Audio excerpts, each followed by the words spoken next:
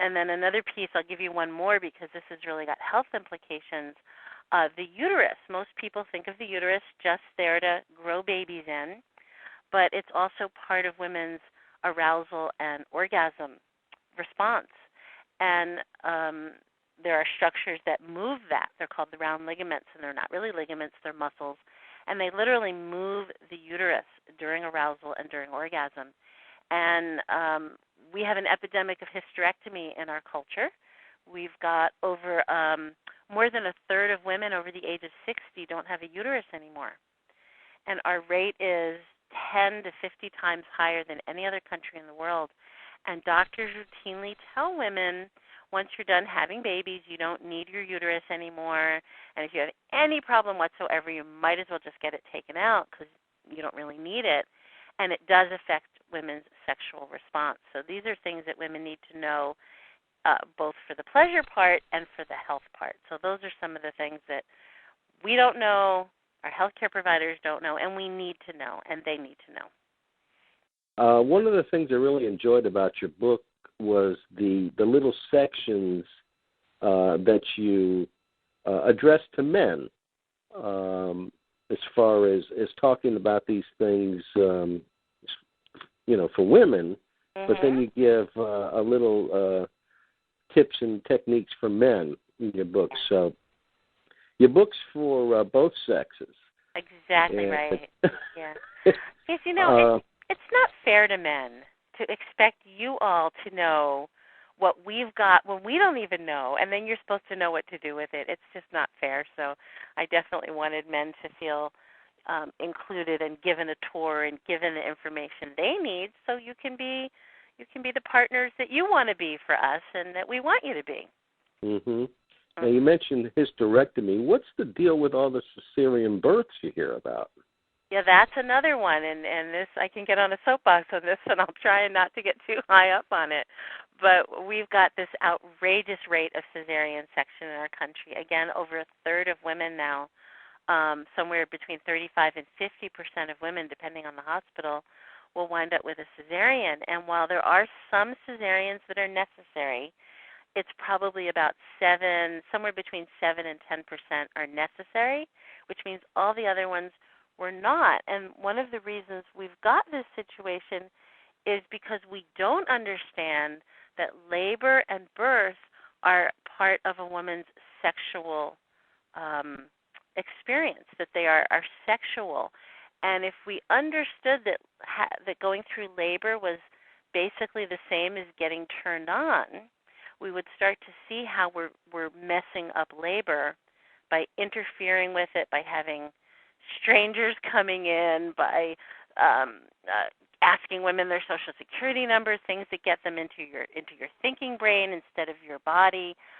Basically, we do everything we can, not intentionally. I mean, we think we're doing it because we're going to make healthier moms and babies, but instead we're destroying the natural dance of hormones and the altered state that women need to go into. And so that often leads to problems and complications, which we then go rescue women by giving them a cesarean. It's kind of like a firefighter's actually starting the fire, and then he puts it out, and then he's a hero because he puts the fire out, but we're actually causing most of these problems. And again, this is one of the reasons you need to know what you've got, how it works, how it's connected, not just physically, but not just your genitals, but the whole system. And that's really what I talk about a lot when I talk about holistic sexuality and how we're really integral beings, and it's not separate. And women, for women who are thinking about having babies or are pregnant now, you need to educate yourself to the nth degree so that you can make the choices that will maximize your chances of really having an empowering, even ecstatic birth, which is possible. Another thing going on in the medical industry is the genital plastic surgery for women. I know. Is that a positive thing or disaster? I'm going to put that in the disaster category. These are unnecessary surgeries They can have all kinds of consequences, scar tissue, nerve damage, and there's absolutely no reason to be having them. These are all women who are completely normal and are having surgeries on their most intimate body parts because they think they're supposed to look different than they do.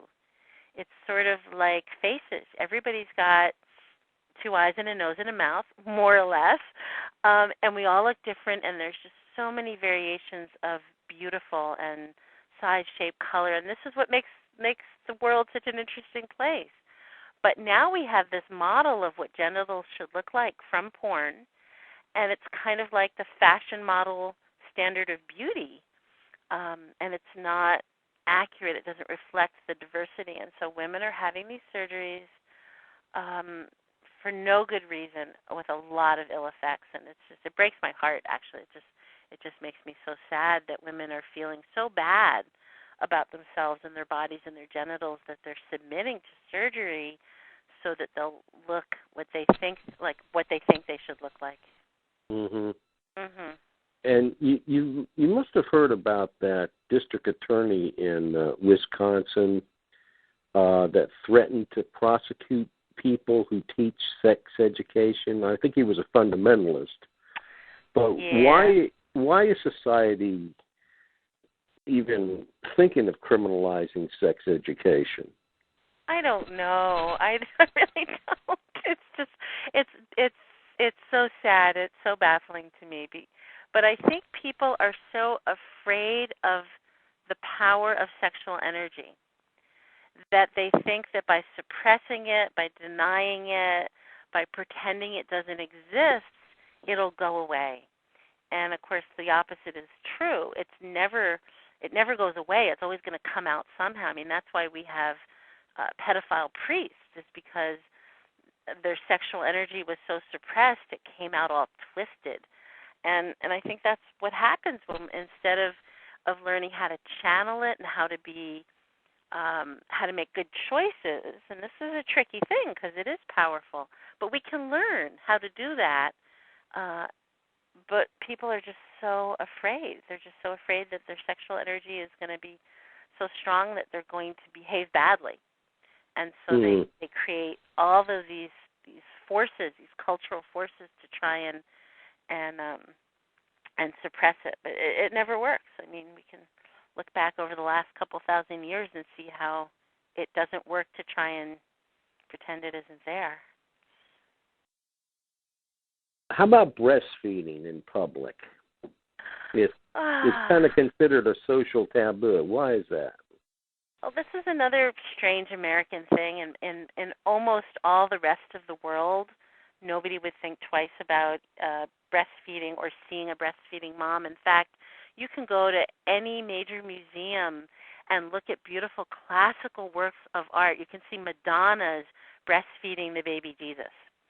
So throughout most of human history and prehistory, it was considered normal, natural, and quite beautiful, quite sacred. In fact, it gives life to babies. I mean, it's the most beautiful thing. And as a mom who did breastfeed, I can tell you it's really a joyful, special. I mean, my son is 21 now, but I still, when I think back when he was a baby and I was nursing him, my heart just fills with love for him. And it's still, even as a big hulking 6 foot 21-year-old. So I think our culture is really confused about breasts. I mean, we've sexualized them so much that we can't understand that their primary function is not just for feeding babies, but actually it's part of that really special relationship that moms can have with their baby. And in fact, when a mom breastfeeds her baby, she releases hormones that make her feel calm and centered and loving. Which is a really good thing when you have a baby, because they're a challenge, right? So the hang up we have is very sad to me, because we have very poor statistics about breastfeeding, and I think that besides the incredible health benefits, I don't know if people know this, but if you breastfeed your baby for a year, that child for the rest of their life will have a lower incidence of every single disease known to humankind. Mm-hmm. Everyone, including like Alzheimer's disease when they're 80 years old, and cancer and diabetes, as well as things like allergies and just colds and flus and things. So it's really it teaches the child's immune system to work properly. It teaches our digestive system to work properly. I mean, the formula cannot come close to doing what breast milk does. And again, I think when people start to understand how important it is physically, energetically, emotionally, I hope that will change, and we'll get to the point where people would see a woman breastfeeding and they'd go, "Oh, isn't that beautiful?" Yeah. Yeah. There was a recent survey done of college students, and it found that only 20% of them viewed oral sex as sex. And I think Bill Clinton was the one that gave out the survey. In your professional opinion, is oral sex sex? I certainly think it is, and you're absolutely right that the big change was the Clinton-Lewinsky incident that will forever shifted what sex is. I think he even shifted the definition of what is. We have a famous quote about like one of the questions, and he said, "Well, I guess it depends on your definition of what is." But the problem with categorizing it the way people are doing right now is people think it has less meaning. Also, people tend to think you can't get diseases that way, which is not true. So Mm-hmm. I think it's important to recognize that oral sex can transmit diseases, and people need to be aware of that it's not a safe activity in that sense. But also it seems to me, and I was just actually having a discussion with some young women, and their attitude about oral sex was very, very casual, extremely casual, I would classify it as. And I remember thinking, well, first of all, I hope they don't wind up with throat cancer when they get older because of that. But also that I think when people do that, they're missing out on the intimacy and connection. And when we start looking at sex as just like meaningless, I think we're really losing something of what the connection can be. So I think, and I'm not knocking casual sex for people who want to choose to do that and do it carefully and thoughtfully and making good choices even within that realm. But I am saying that it seems to me that it's, and whatever the activity is, whether it's oral sex or intercourse, it seems to me that the attitude of that it doesn't really mean much. Yeah. That strikes me as kind of sad. Yeah. Yeah. How about adultery? That's a pretty big topic here, and it seems like the numbers are going higher and higher. Why do you think that is? I think the numbers are always going to be tricky when we're asking people about behavior.